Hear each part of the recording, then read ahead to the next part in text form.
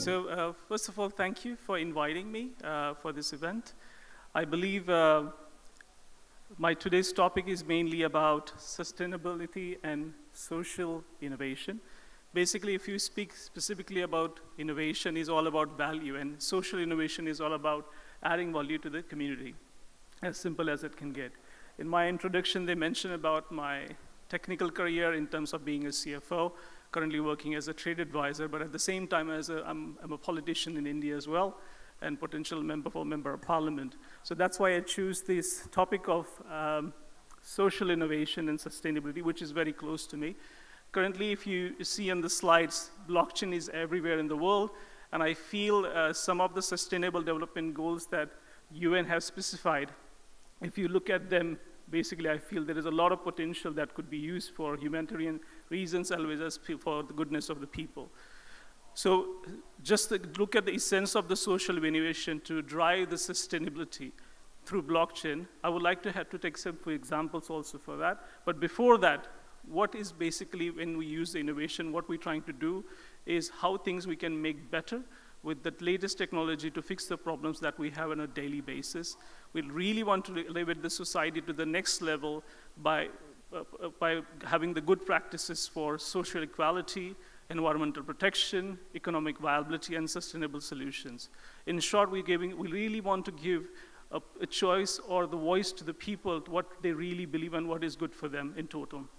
So just to some of the examples I would like to give you in terms of social innovation, and especially in the sustainable area, will be like turning the plastic waste into valuable currencies that are transforming disaster management by using the blockchain, microfinancing in retail and agriculture and dairy, which is really close to my heart, this topic, and I'll be speaking about that. A global digital identity, which probably we know 3.1 billion people are basically without identity as today. Carbon credit certification, where we're looking at for tracking them, auditing them, and communicating them at the right place. And green gas emission, and some of the examples will be like Airbox from Taiwan or probably Air Carbon that coming from the European side. The digital humanization efforts and the international aid is something important for the community as well. So this is some of the topic I'll be picking up today. Also, as being a finance background, I feel the remittance fees that we pay across the world probably should be less than 3, which is one of the goal of sustainable goals that are developed by UN. And we know, just to look at the numbers, around $454 billion that have put in terms of the remittance fees, and that should be less than 3%. That's what we're looking at. The healthcare and the mother-child birth registrations, basically to reduce the mortality, and also being a politician, I feel the national policy governance, which is important, and we should take the voice from people. That is absolutely crucial in the coming days. Just the first topic to look at, basically, as I said, the dairy agriculture is something very crucial to me and very important for India as well, and the world as well. If you purely look at some of the statistics for India, we're probably looking at 1.2 billion population, 50% of the population in the agriculture industry. So you can imagine the impact that will be having in terms of the whole population or all over the world. If you look at purely the food cycle, when we prepare the food, we process it and get it to the consumer, or if you look at the milk cycle as well, we basically, milking the cows, basically pasteurizing them, packing them, and getting it to the shop through the transportation. These all things needs to be carefully considered, because if we really want to survive in the food industry, what is important for us is to really track how the food is moving. Everybody is very interested in terms of how the food quality is, how it is created, what kind of soil it is used, what kind of pH water is used. And if we use the blockchain technology, which really going to provide you the full transparency in the supply chain, everybody will know how their food is prepared. We will know who is the farmer who have really created these vegetables, where the water is coming from, what kind of soil is, what kind of fertilizers have been used. Once the consumer have all this information, people are going to be very, very, very, very attached to that brand. So that is important that when the consumer, if you look at it, when they look at the companies doing the CSR activities very well or not, is the food or the milk produced, is it going to be in a responsible and sustainable way or not? These are things which are going to be closer to the heart of the people and the consumer. So this is really, really crucial. if you look at probably another example, just to see what that means in terms of farmer and everything. Once you are a consumer, you probably want to see this information at a click of a button.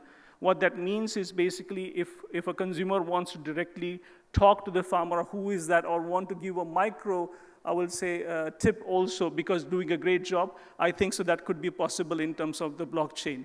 So what I'm trying to say here is basically we have to connect the farmer to the global community, or maybe connecting the local to the global community by giving them all the benefit of actually working hard into the field, making sure what they're doing, and really get their work recognized. And we want the consumers who are consuming this food or the milk to be part of that story. They should know how much efforts the farmers are putting, how the local person is putting the efforts for.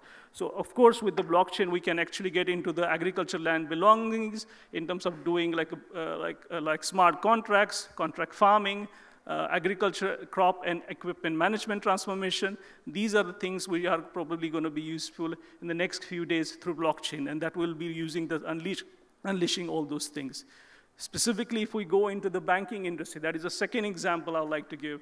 When you go to the banking industry, probably if you see, most of the banking industry, if in Southeast Asia, if you see, they are focusing only based on the tier 1 or tier 2, which are we have all the documentation, have all the identities, have enough collateral to go to the bank and borrow the money. But if you look at the microfinancing, which is really crucial for us. For example, if you go into the vegetable market or any dairy market, the small farmers don't have the capital investment, which could be very small. But they don't have access to that information because they don't have any documentation for this. So right now, I'm working very closely. You can see the number of people sitting in front of me. Being a board of director for Gokul Milk, which is what 13th largest in Asia, I probably deal with more than 800,000 farmers on a yearly basis.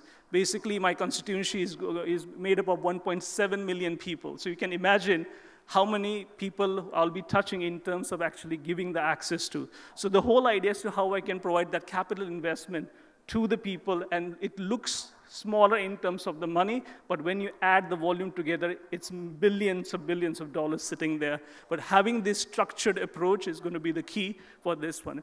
Everybody talks about, I've seen the presentations from the yesterday one, and it is fantastic, but we can't forget that most of the volume or most of the people are coming below half of the pyramid. That's where the money is. So if we add that together, that's where the value is going to be created. So you can see that if we do the microfinancing, we do the right credit ratings, and we decide the role of a borrower, a lender, as well as a financial institution, I think so there is a great opportunity for blockchain to enter in and really focus on those who actually running the world for the food and everything. And probably the last case I would like to give it to you is basically some of the humanitarian efforts. Basically, everybody have doing a lot of work. We can see many people are doing different work, but sometimes they don't have an access in terms of reaching to the right donors or giving that information to the right people or the right platforms.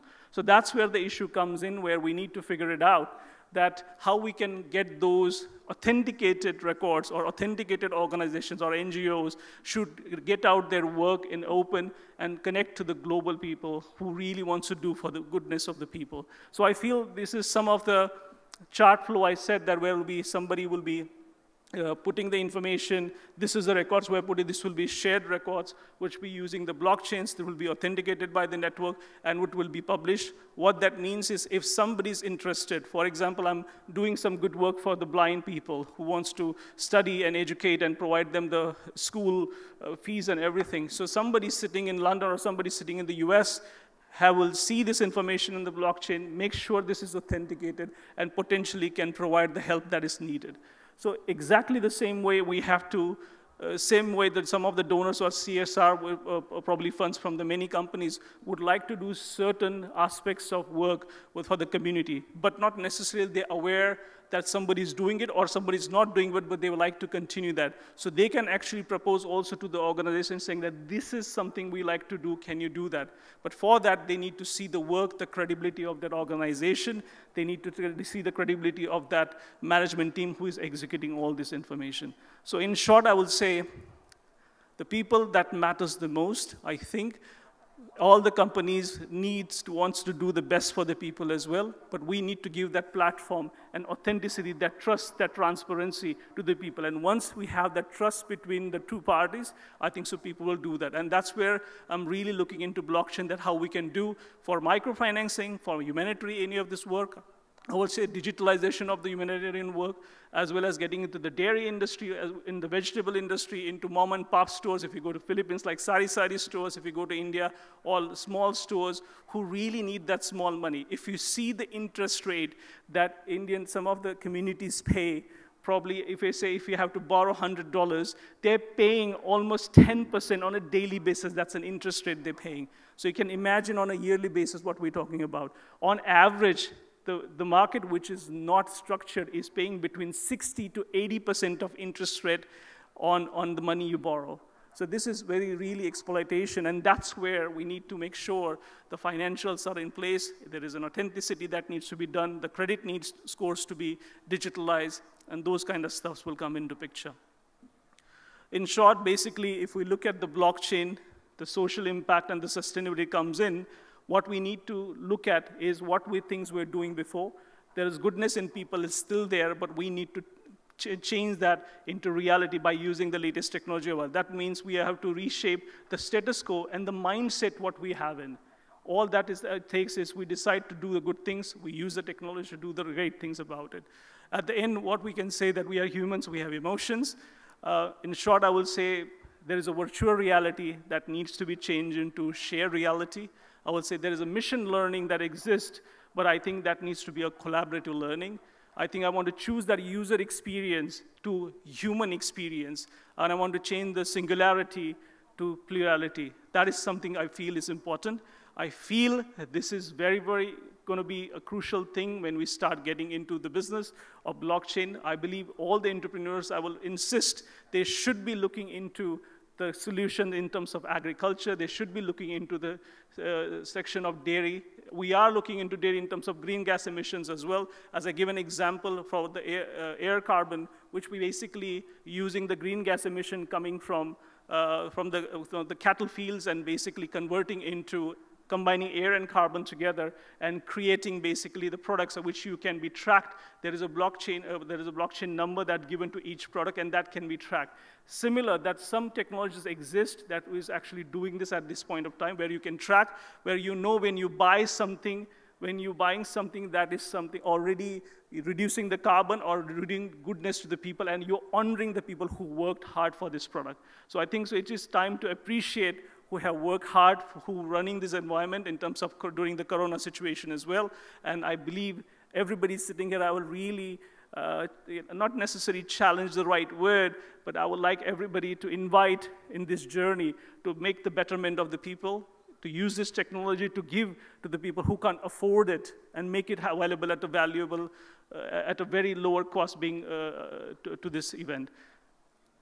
In short, basically, I just want to thank you again. It's a very different approach I have taken from this. These are the people who I work with. These are the cattle I work with. These are the farmers I work with. I see myself in a suit and a tie at this point of time. But what matters when I go back, I have to give answers to the people, what I learned from here, and how we can collaborate together and really make sure socially, economically, we can make people beneficial and use the technology to solve our daily problems for the social equality, economic viability, and the environmental protection. Thank you. Thank you so much.